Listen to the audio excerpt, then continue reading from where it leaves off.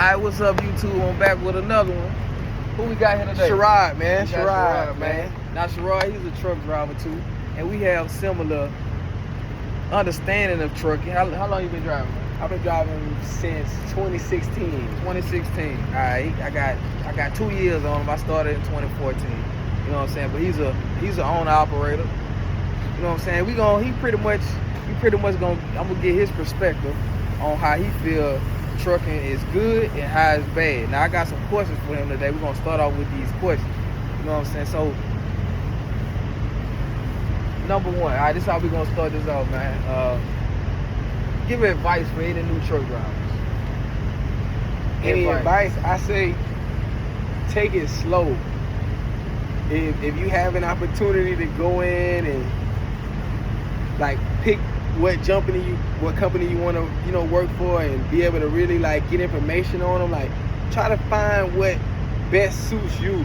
Should they do their research before they get their CDL or after? I feel like in the middle.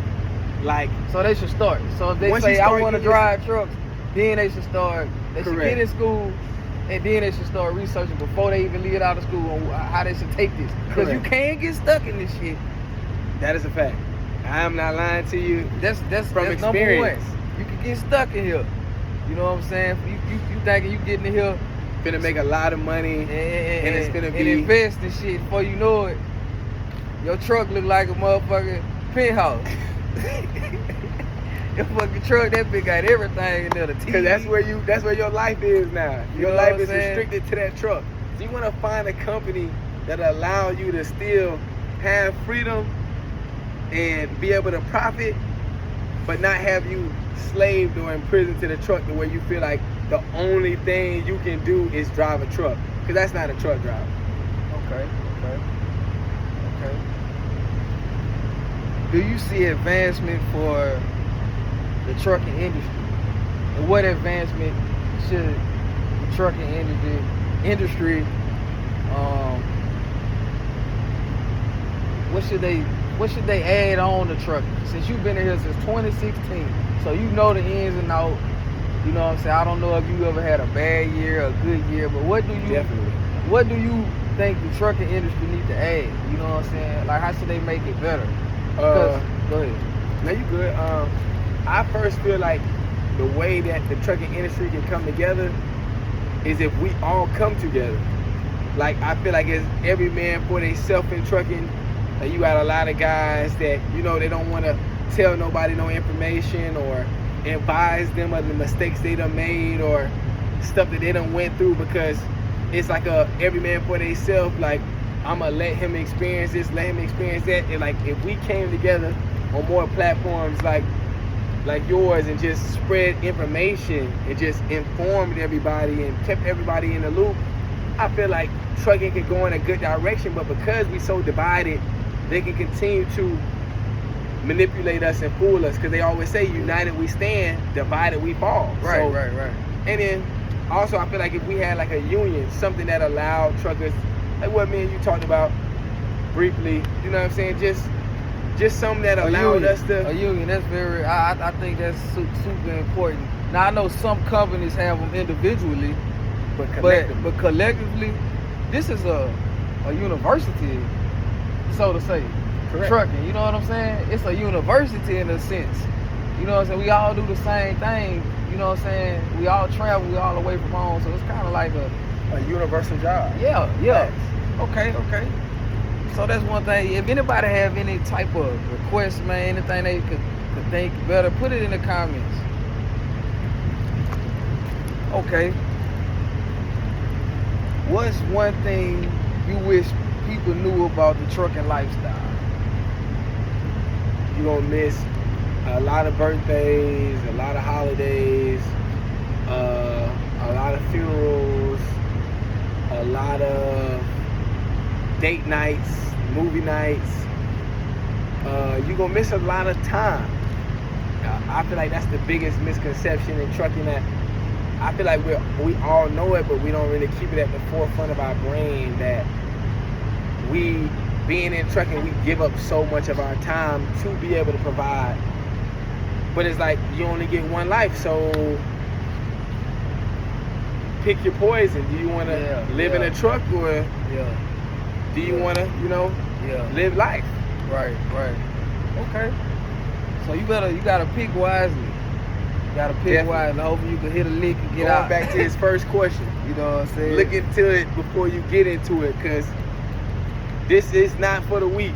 If you not mentally strong, Yeah. you might not last long, because Real talk. you going to make a lot. You got to sacrifice It's a lot. a big to be- sacrifice. Correct. It's a big sacrifice. 100%. Yeah. Now if you ain't got nothing going on, you a born person, and hey, You those, single, you ain't got no kids, no wife, no nothing. This is the perfect industry. for yeah, you. perfect. Yeah. If Okay. you got wife, kids, family, y'all go on date nights and vacation and all that, do your research. Okay. It ain't for the weak. What is the biggest surprise when you started in this profession? Biggest surprise. Well, hold up. Before you got into trucking, was this like your official way to make money, or this was like some way you just kind of I got? just seen it. I seen it as a way people.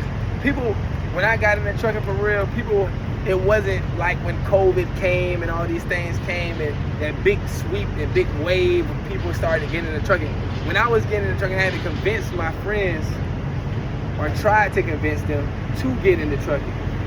I got into trucking because I was working a regular 9 to 5. I had got fired from it, and I didn't know what else to do. So I just seen it as a good plan because my dad was in trucking. Just like most people, their granddads, dads, uncles, they seen it and just kind of went with it. But Yeah. it wasn't my initial thinking, but Yeah. once you get in, it's hard to get out. So, but I feel like the biggest surprise in trucking when I first got in was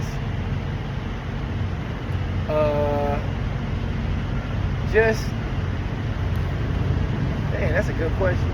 The biggest surprise I feel like would be how the industry has changed so much. When my dad was in the industry years back, 30 years, 20 years ago, 10 You made years way ago, more money. way more money, but they were collective.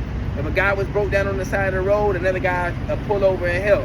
If a guy was somewhere and he was stuck, they'll reach out. If guys had information, they'll pass it along. I think the biggest surprise was just how selfish everybody has become in trucking. Yeah. And that was my biggest surprise. Self-centered now. They Correct. Just, long they truck rolling, they ain't tryna- stun you. Yeah, they ain't worried about you. Long Correct. they ain't broke down Correct. or need no support, they ain't Correct. even thinking about messing with you. It ain't a community no more. It's just it's just an individual entity. Yeah, Like, you your right. truck is your problem. Right. It ain't no more like, dang, I see this man stuck. Let me see if I can help him out. He might just need a jump. He may just need this. Yeah, he may just yeah. need that. And if Yeah. you ask a guy for some help, asking for a tool, asking for this, he kind of standoffish, like, nah, I ain't gonna want to help you. So I think my Yeah. biggest surprise was just how self-centered everybody But be. see, yeah, when you think about it though, you wouldn't think trucking like this, but we already Doing the know. same? We already know a truck driver mindset. He ain't 9 times out of 10 ain't on no BS, but the Facts. world ain't got like this. Facts. See what I'm saying? The world ain't got Facts. kind of negative where everybody dangerous Facts. and shit. You So feel that was me? my You wouldn't biggest think surprise. truckers